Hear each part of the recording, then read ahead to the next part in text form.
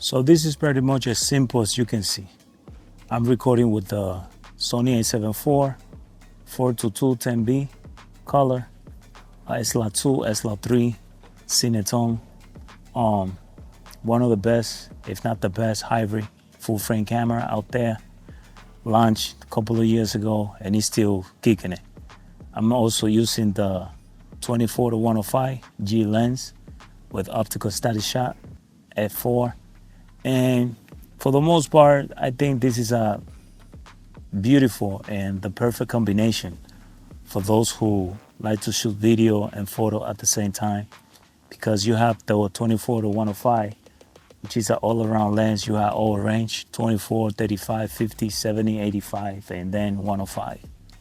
And then also you could use the a7IV for multiple reasons, for multiple purpose. One of them is photo, 33 megapixel, which is an amazing camera. Most people use them for weddings and, you know, street photography and all that stuff. The f4, why the f4 and not the 2.8? Well, the 2.8 normally, for you to get a long range, you will have to get 70 to 200. And after that, everything else is pretty much 24 to 70 or probably 18 to 50 with the APS-C one and so on. But I choose the 24-105 because I went to YouTube and I saw a bunch of YouTubers saying the reason specifically why they would choose the 24-105.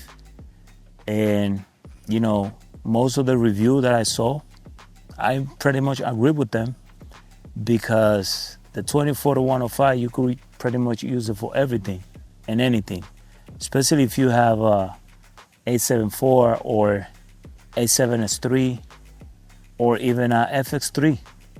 You know, you're not gonna have issue when you have to crank up the ISO. You're not gonna see not that much noise, but you could do a lot with this. And you know, that's why I pick and choose this beauty right here. I think it's an excellent combination for those who are, you know, starting to embark on this type of journey, whether you are a hybrid shooter, just a photographer, or a videographer. I'm trying to get the FX30 just for video, but if you think about it, you could pretty much do everything and anything with the a7IV, except that you're not gonna be able to shoot 60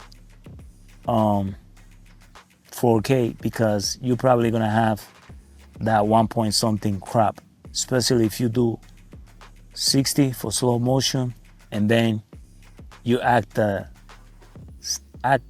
stabilization, which gonna add more crop, and then it's gonna be a problem unless you use the APS-C crop system that the a7IV has.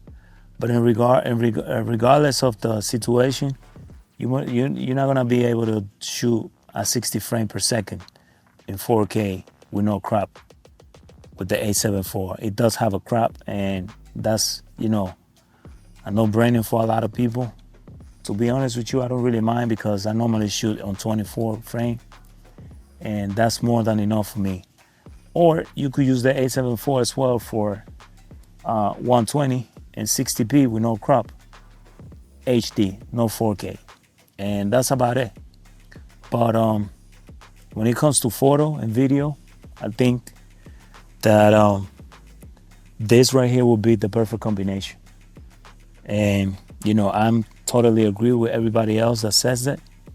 So now that I have it, you know, I'm just gonna go out there and enjoy it and start shooting videos for you guys so you could see and photo as well. So stay tuned for more. See you next time.